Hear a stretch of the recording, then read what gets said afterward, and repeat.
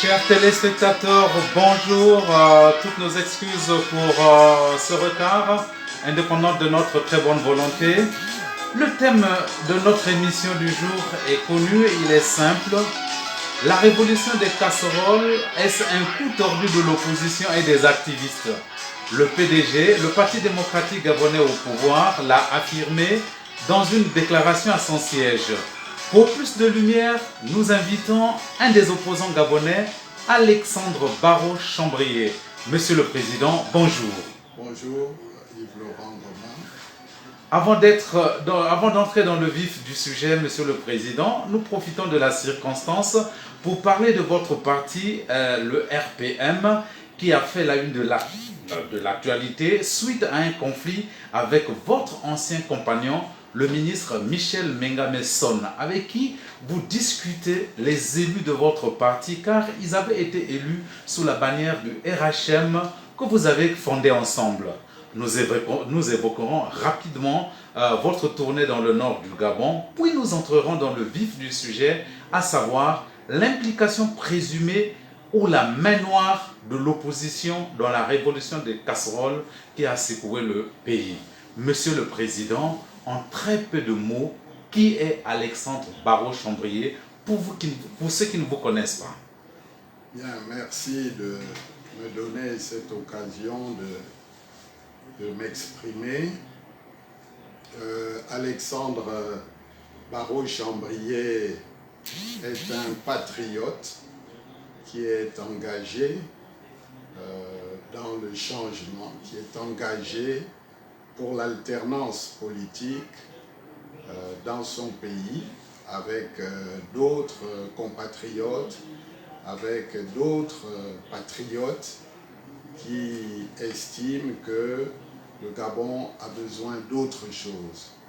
Le Gabon a besoin de respirer autre chose. Le Gabon aspire à une autre gouvernance et à l'approfondissement de la démocratie.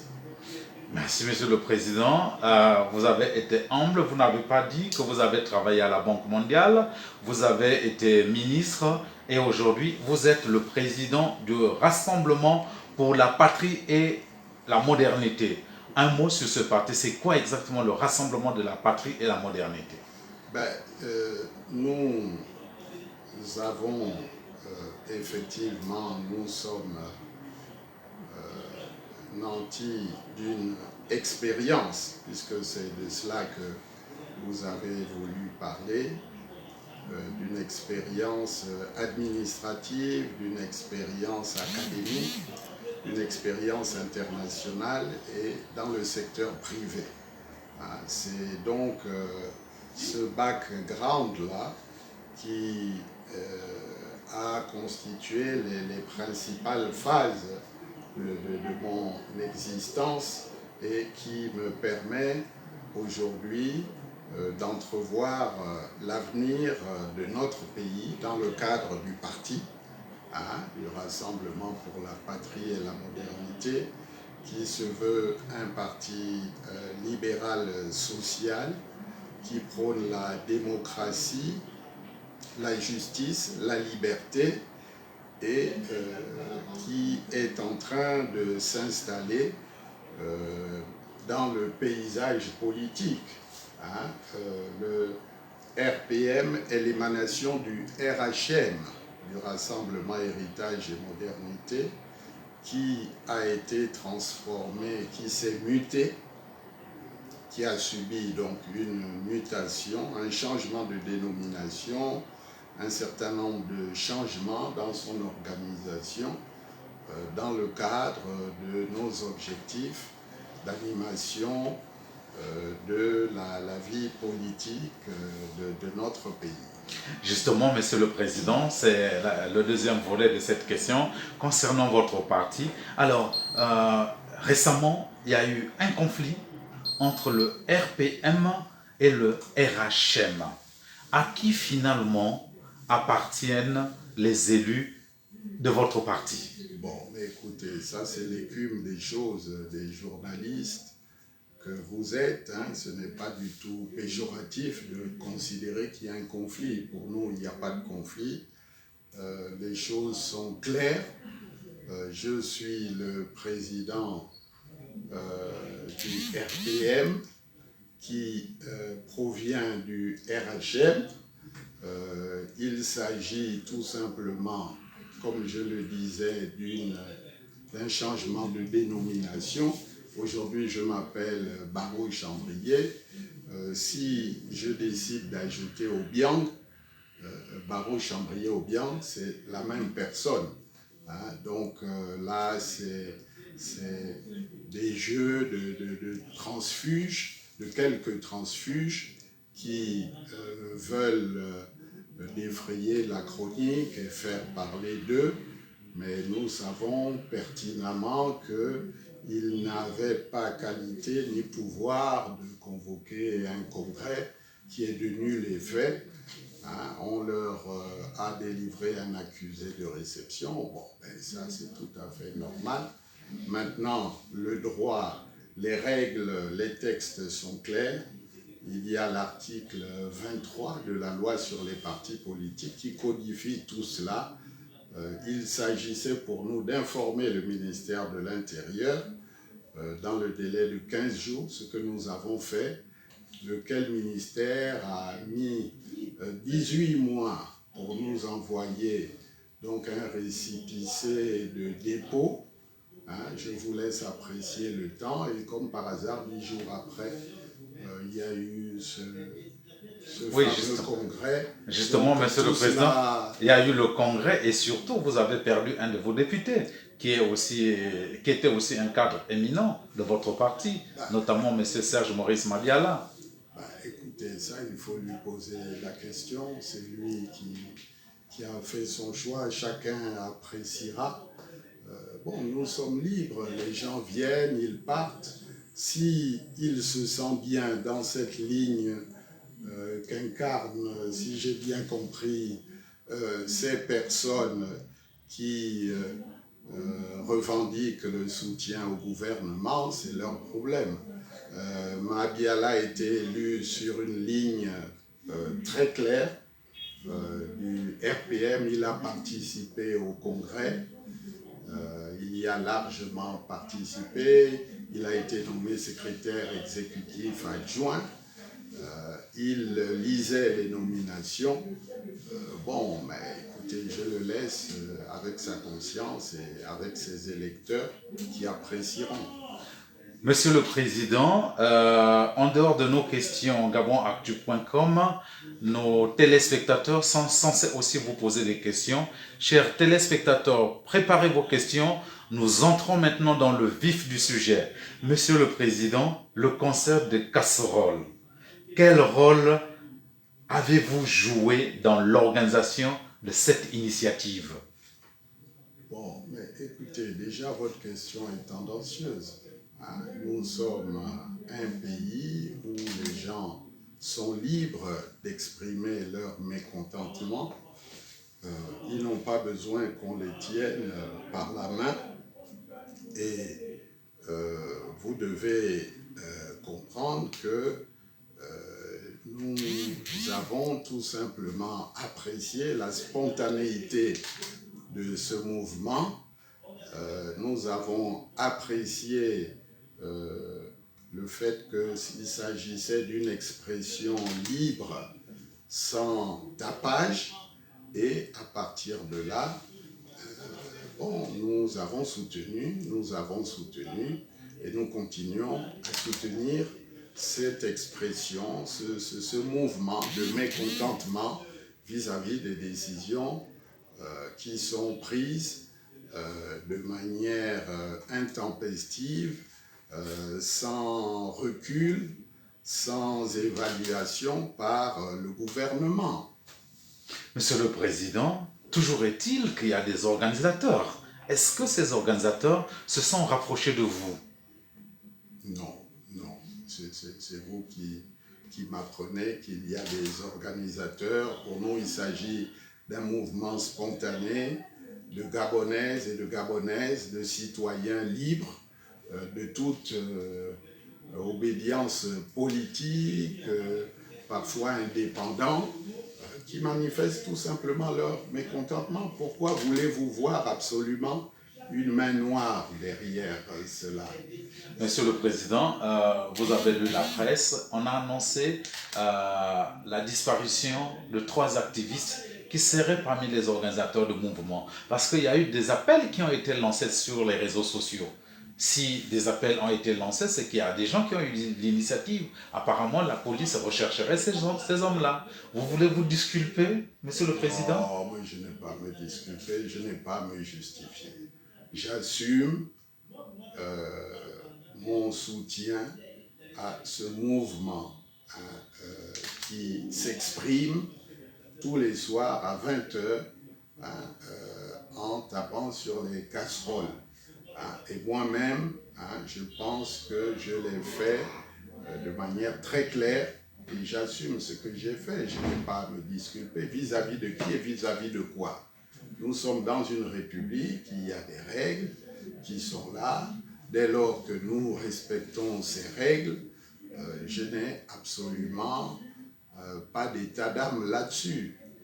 Et j'en appelle à ceux qui ont effectivement pris fait et cause pour ce mouvement à poursuivre leur action sans que cela n'ait effectivement d'incidence en termes de violence ou autre.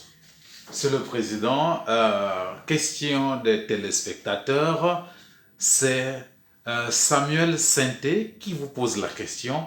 Vous soutenez, est-ce que vous êtes candidat en 2023, donc vous cherchez des électeurs, vous voulez charmer les électeurs?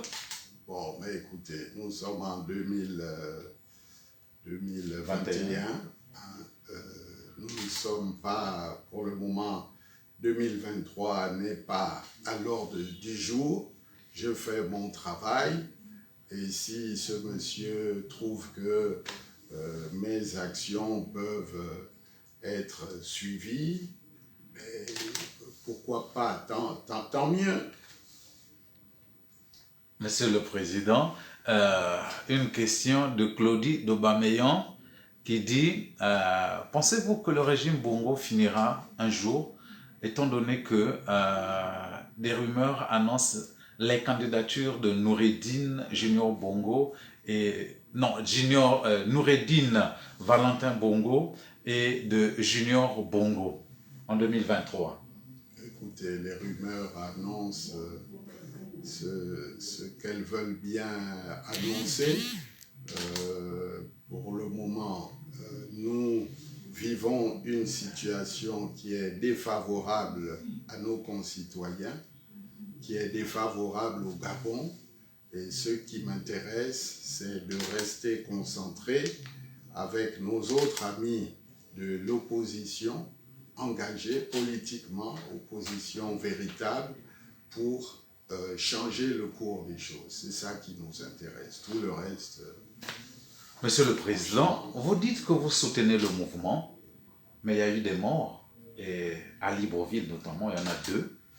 Au contraire, nous avons vu un ministre du gouvernement en place aller s'incliner à l'endroit où une des victimes est tombée et s'est même rapproché de la famille.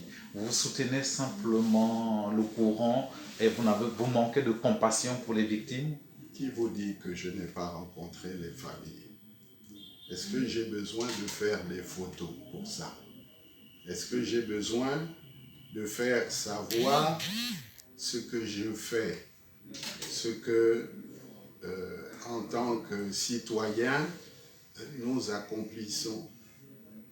Franchement, je crois que on essaye de nous monter en épingle, mais la responsabilité de ces 2 morts de trop, c'est le pouvoir qui est responsable. C'est lui qui gère, c'est lui qui doit garantir la sécurité des citoyens. Trouvez-vous normal que 2 personnes qui rentraient tranquillement, l'une au niveau du PK 11, une autre au niveau du PK6 de l'immeuble Beyrouth. Voilà deux jeunes personnes, un étudiant en géographie qui rentrait tranquillement chez lui après avoir été s'approvisionner pour le dîner, et voilà qu'il prend une balle par derrière avec des éléments qui étaient là visibles. Et vous trouvez ça normal? Quelqu'un qui n'avait ni de près ni de loin rien à voir avec le concert des casseroles. De l'autre côté, c'est la même chose. Un père de famille de 4 ou 5 gosses qui laisse une veuve, une famille éplorée, tout simplement parce qu'il rentrait chez lui. Non, franchement, il faut arrêter. Nous parlons de choses sérieuses. Ils n'ont même pas la décence de faciliter les choses aux familles pour leur permettre d'organiser des obsèques. Personne ne s'est rapproché d'eux et vous parlez d'une initiative individuelle. Mais franchement, il faut que les gens reviennent à de meilleurs sentiments. Monsieur le Président, qui est à votre avis responsable de la mort de ces deux Gabonais? Écoutez, il y a une polémique à ce propos. Non, il n'y a aucune polémique. Il y a les faits d'un gouvernement qui est incapable de gérer une situation qui dure depuis 1 an. On ne peut pas maintenir les gens pendant 1 an dans le couvre-feu.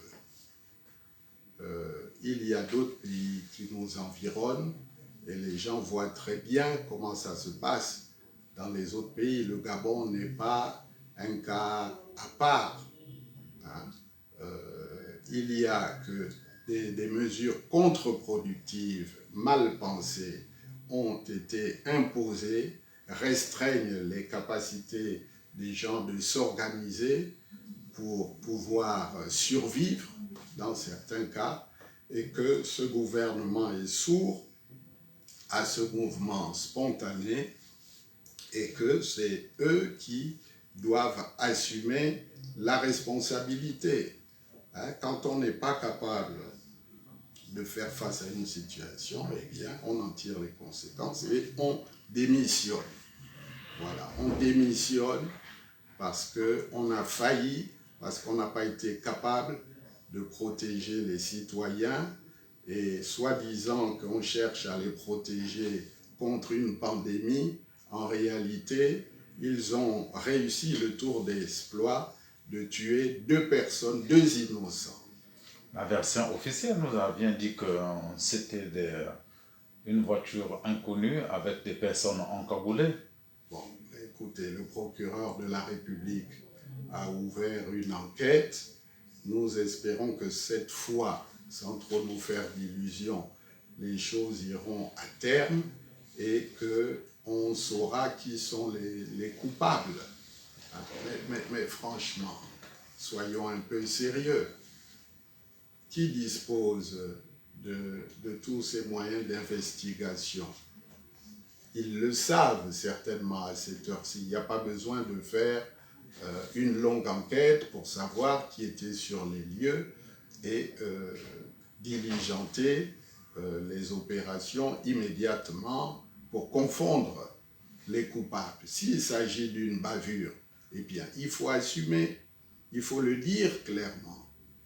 Mais en tout cas, cela ne va pas passer par perte des profits. Il s'agit de 2 compatriotes qui sont morts et il est temps que ce genre de faits sordides soit sanctionné. C'est absolument inacceptable et inadmissible. À Port-Gentil, l'histoire de la grenade. Quel est l'avis du président du RPM? Mais là encore, qu'est-ce qu'une grenade peut faire dans une église? Vous trouvez ça normal, vous, qu'on lance une grenade au sein d'une église? Ce sont les premiers éléments. Mais là aussi, ces images sont atroces. Pourquoi une telle furie? Pourquoi autant d'insensibilité? Comment peut-on manquer à ce point de compassion vis-à-vis de compatriotes qu'on est censé servir, qu'on est censé aider? C'est tout simplement scandaleux. Et j'en appelle donc à la prise de conscience des uns et des autres sur la nécessité de bouter ce système et ce régime dehors. Le plus tôt sera le mieux. On a eu ce témoignage du jeune homme qui dit l'avoir ramassé dans une poubelle à côté des checkpoints. Vous ne croyez pas à cette version? Apparemment, il était assez éloquent, le jeune. Écoutez, il est évident que lorsque quelque chose gêne le pouvoir, on cherche des témoignages pour habiller. Il s'agit de rétablir les faits. Quelle que soit la version qui est donnée, on n'a pas besoin d'arriver à un tel carnage, à des dégâts sur les membres d'une personne, qui, avec des photos absolument atroces, le Gabon n'a pas besoin de ça. Nous pouvons, lorsqu'il y a un problème, nous asseoir, discuter et reconnaître que on s'est trompé, faire machine arrière et créer les conditions pour que la vie continue. Monsieur le Président, nous poursuivons notre débat et nous vous rappelons qu'il y a beaucoup de questions des téléspectateurs sur votre avenir politique très proche, notamment concernant l'élection présidentielle de 2023. Nous allons y revenir, mais nous terminons sur ce volet du concert des casseroles ou de la révolution des casseroles selon certains. Le PDG, en vous accusant, vous, opposition gabonaise, d'avoir votre main noire dans cette affaire. Pensez-vous que le PDG a fait là un faux fuyant, une fuite en avant? Écoutez, le PDG cherche des boucs émissaires. Il a loupé une occasion de mieux apprécier ses propos. Le PDG est tout simplement embarrassé par les actes de ce gouvernement qui rame à contre-courant et qui ne sont pas capables d'être à l'écoute des gens qu'ils sont censés gérer. Donc, franchement, ce type de réaction du PDG se passe de commentaires. Et le PDG, c'est trop dire, parce que nous savons qu'au sein du PDG, il y a beaucoup de gens sérieux, il y a des patriotes qui ne partagent pas du tout cette manière de faire de la politique. Monsieur le Président, alors, vous avez goûté un peu au pouvoir parce que vous avez été ministre, vous avez occupé des hautes fonctions. Si Barreau Chambrier était président de la République pendant cette peu grande, longue crise du Covid-19, qu'aurait fait Barreau Chambrier? Bon, écoutez, vous avez toujours une manière schématique de présenter les choses, goûter au pouvoir. Vous suggérez que on ne peut pas se passer du pouvoir et que nous faisons les choses à partir de sentiments, de regrets ou de frustration. La réalité n'est pas celle-ci, monsieur Yves Laurent Goma. J'ai eu des responsabilités éminentes avant d'être au gouvernement.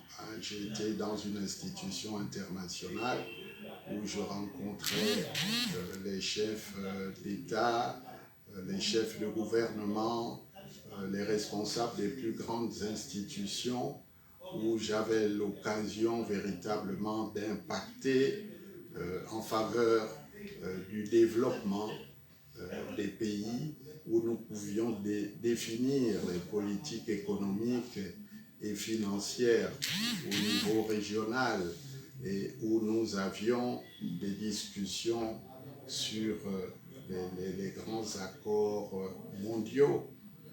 Et franchement, ne me faites pas l'insulte de penser que nous faisons tout ça pour récupérer des positions. Non, Monsieur le Président, notre question était claire. Nous nous battons, oui, mais... Vous avez une étoffe d'homme d'État, Monsieur le Président. Si vous étiez chef de l'État, qu'est-ce que vous aurez fait? Est-ce que, par exemple, vous aurez opté pour la position du Bénin qui dit nous sommes pays pauvres, nous n'avons pas les moyens de confiner tout le pays aux populations? Je pense que le président Tanon a effectivement beaucoup de bon sens dans son approche puisqu'il prend en compte le secteur informel qui existe au Gabon, qui représente plus de 50% de l'activité économique et marchande.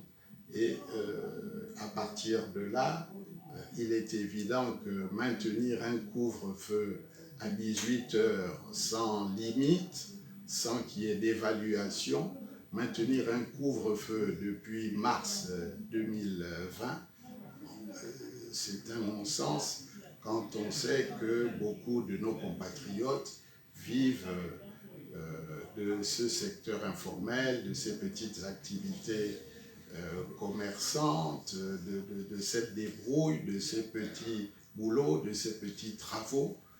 Il faut être aveugle pour ne pas voir que c'est un cri de détresse que lancent nos compatriotes. Ce n'est pas simplement un problème de confort. Mais le couvre-feu devrait être réaménagé immédiatement. Pourquoi maintenir un couvre-feu à Moabi ou à Médoune, dans des zones rurales? Si le problème est dans le Grand Libreville, il faut le circonscrire, il faut cibler les zones, il faut cibler les catégories qui posent des problèmes. Il faut aménager le temps. Mais on n'est pas obligé de copier la France. Monsieur le Président, vous pensez qu'on a copié la France? Des choses qui n'ont pas de sens. C'est ce qui ressort de ces dispositions. Parce que la France n'a pas imposé aussi un confinement dans tous les pays. Ils ont bien ciblé les régions où il y a recrudescence de la pandémie. Pour le moment, je vous parle du couvre-feu. Le confinement n'a plus de sens dans le lexique de ce gouvernement. Parce qu'un confinement, ça impliquerait qu'il y ait effectivement des restrictions sur les sorties. Donc ce sont effectivement des mesures qui sont lancées comme ça, ici à U et à Dia, et qui ne cadrent pas avec la réalité. Il faut des mesures d'accompagnement.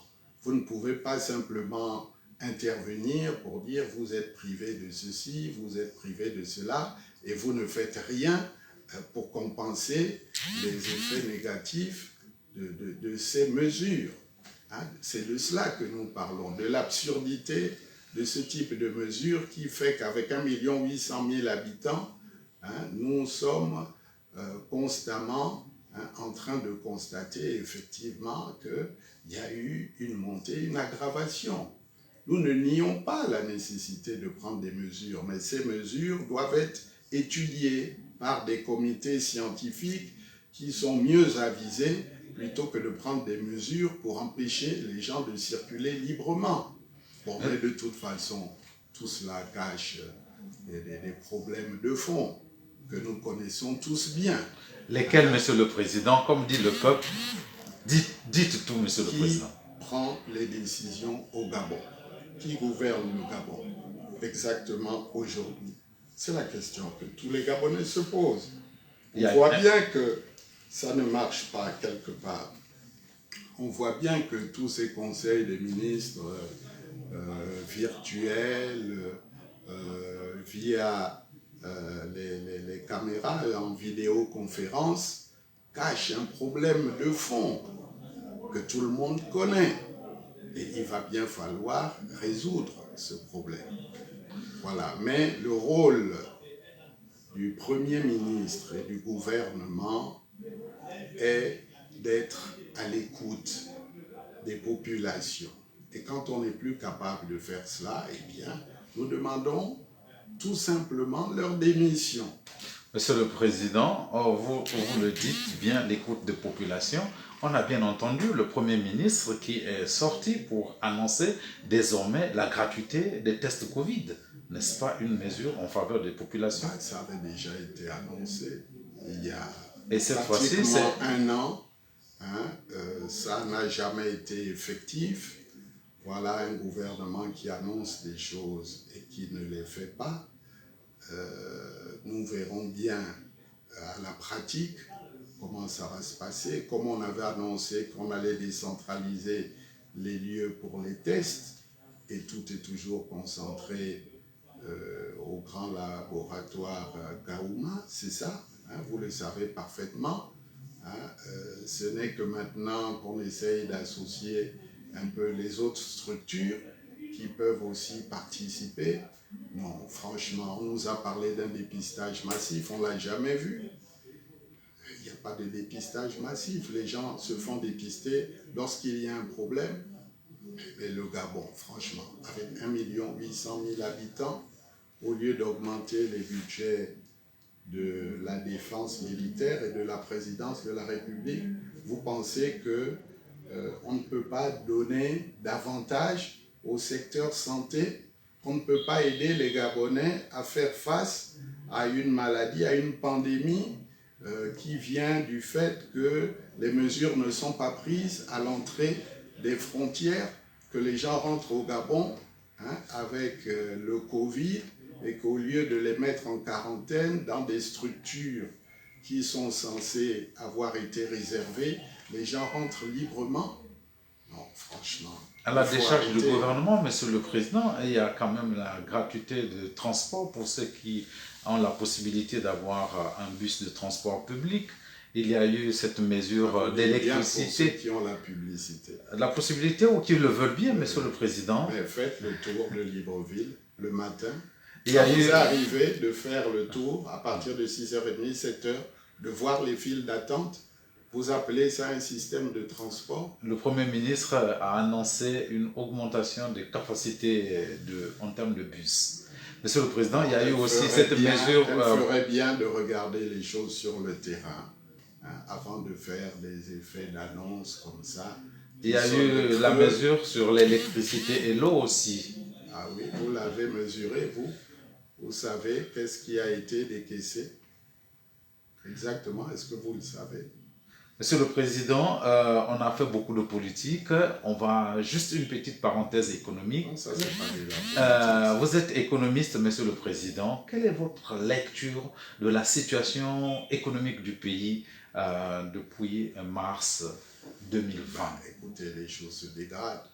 Il n'y a pas besoin d'être sorti de polytechnique ou d'avoir une agrégation en sciences économiques pour comprendre que le pays est en panne, que la crise est là, elle est sur tous les fronts et que le Gabonais se précarise, qu'il y a de plus en plus de pauvres, de plus en plus de laissés pour compte, de plus en plus de personnes qui n'arrivent pas à faire les 3 repas par jour, de plus en plus de personnes qui n'ont pas accès à l'eau courante, de plus en plus de personnes au chômage. Et je pourrais énumérer une litanie de problèmes comme ça.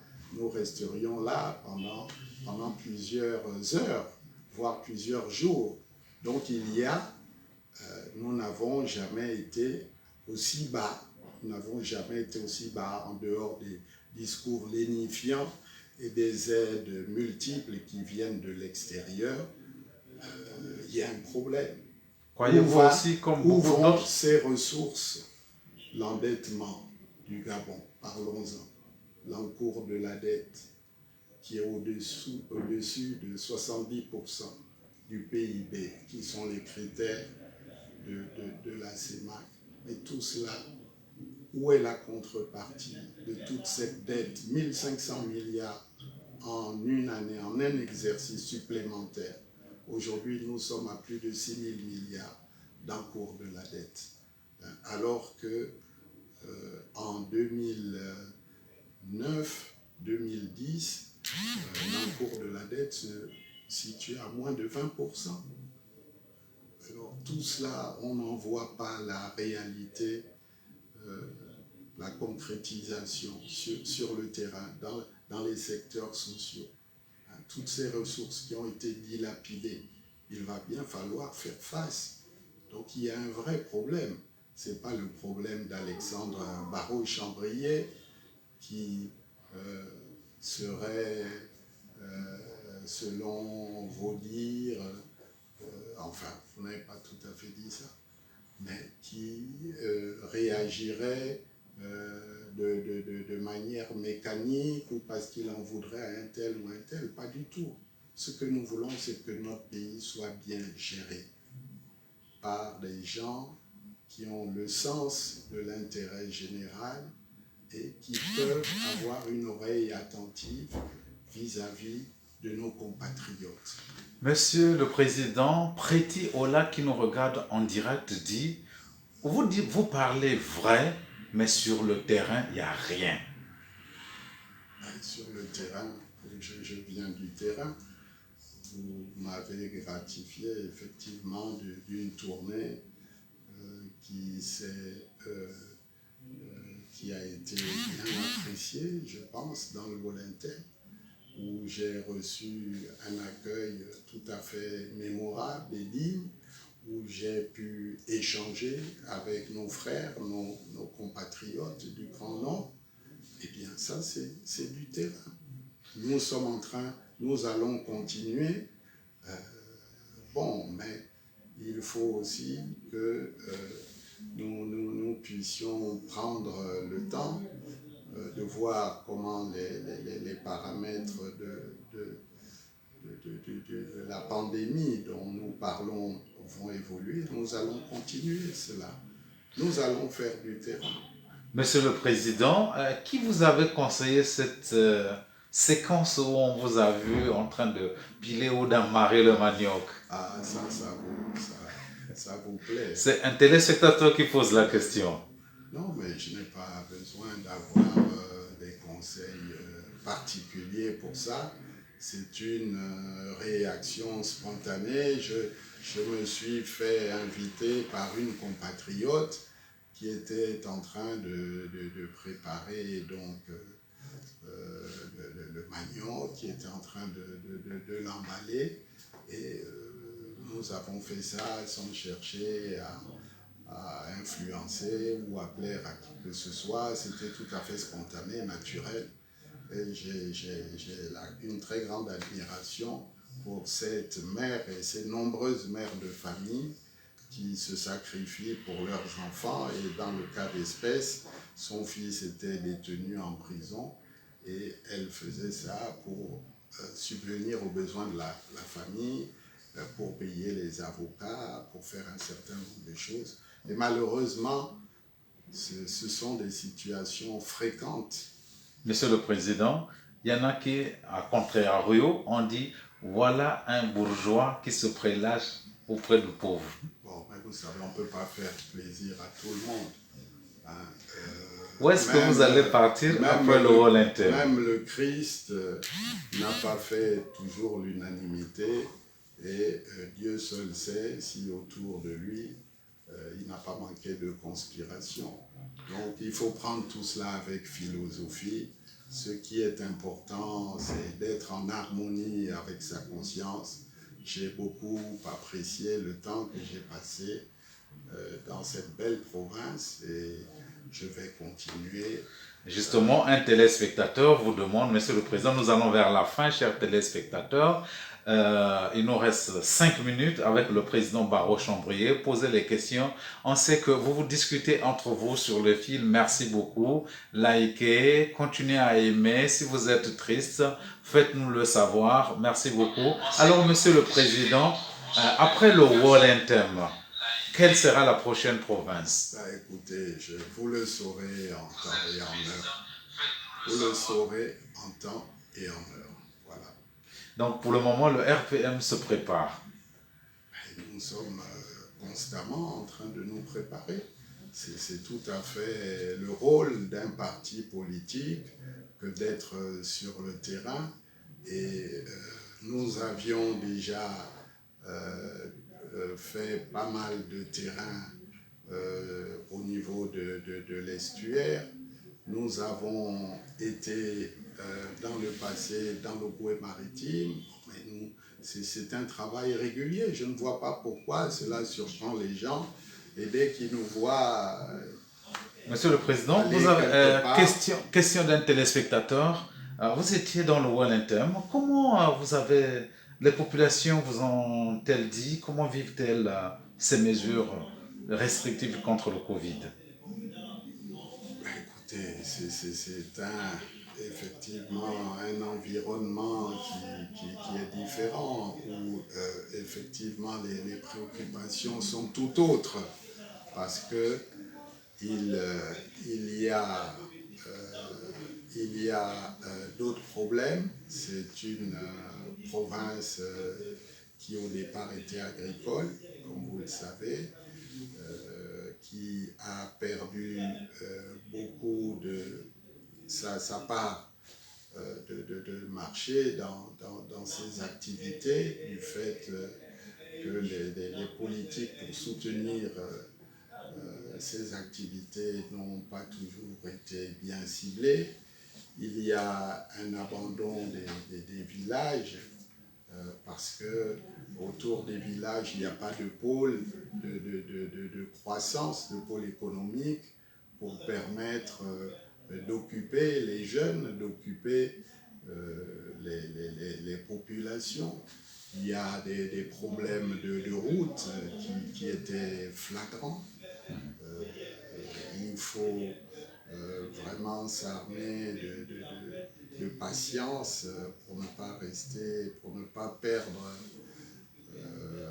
espoir lorsqu'on est embourbé, lorsqu'on est perdu en plein milieu d'une route non carrossable.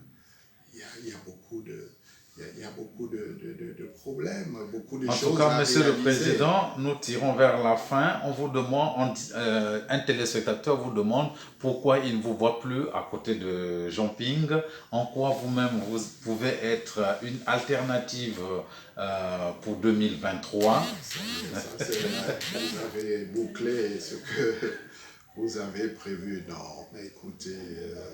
nous faisons aussi la part belle à nos téléspectateurs, car c'est une émission interactive. Vous avez beaucoup de likes, vous avez aussi beaucoup de cœurs qui vous sont envoyés par nos téléspectateurs qui ont aimé, qui aiment votre expression, mais ils veulent savoir quel rôle jouera Barreau Chambrier en 2023. Eh bien, ils le sauront. Pour le moment, ce qui m'importe, c'est de permettre de mieux implanter notre parti.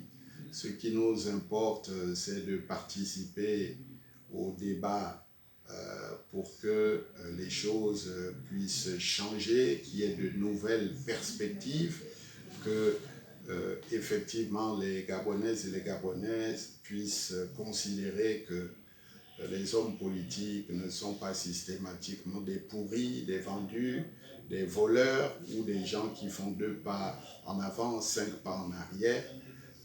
Ce qui m'intéresse, c'est l'intérêt général, c'est de faire en sorte que le Gabonais regagne sa dignité, que nous puissions redevenir un peuple fier, fier de son organisation, fier dans la solidarité, fier dans la fraternité, et que les fruits d'une véritable croissance puissent être mieux partagés. C'est ça qui nous intéresse, c'est d'apporter des solutions pour les personnes les plus vulnérables. C'est de faire en sorte qu'on tourne cette page d'un système politique de personnes qui sont là uniquement pour occuper des positions, pour durer, mais qui sont complètement coupées de la vie réelle. Voilà. C'est la dernière question d'un téléspectateur. Monsieur le Président, il s'appelle Mazer Jean. Il demande, êtes-vous pour ou contre la domination française au Gabon? Et continuez de liker, chers téléspectateurs, si vous avez aimé. Écoutez, le Gabon est un pays qui a eu son indépendance en 1960 et qui doit se déterminer en fonction des aspirations de son peuple.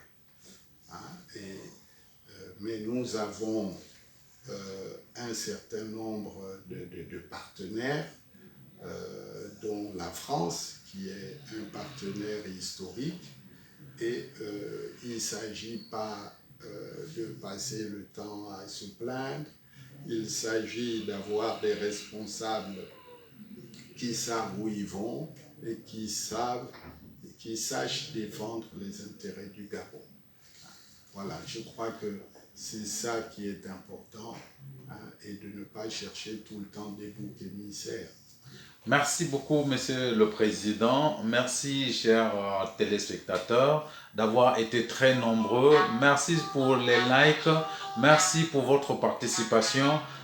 Nous sommes tristes un peu de vous annoncer que notre émission qui était prévue pour demain, avec un opérateur économique gabonais qui fait des prouesses, notamment dans l'industrie de l'électricité dans notre pays. Un Gabonais est aujourd'hui capable de fabriquer des transformateurs vendus dans la CEMAC. Il va bientôt attaquer le marché de l'Afrique de l'Ouest. Parfait du Fibibon. Cette émission est reportée pour lundi parce qu'il y a eu beaucoup de changements. Merci beaucoup, Monsieur le Président, et à une autre occasion. Merci.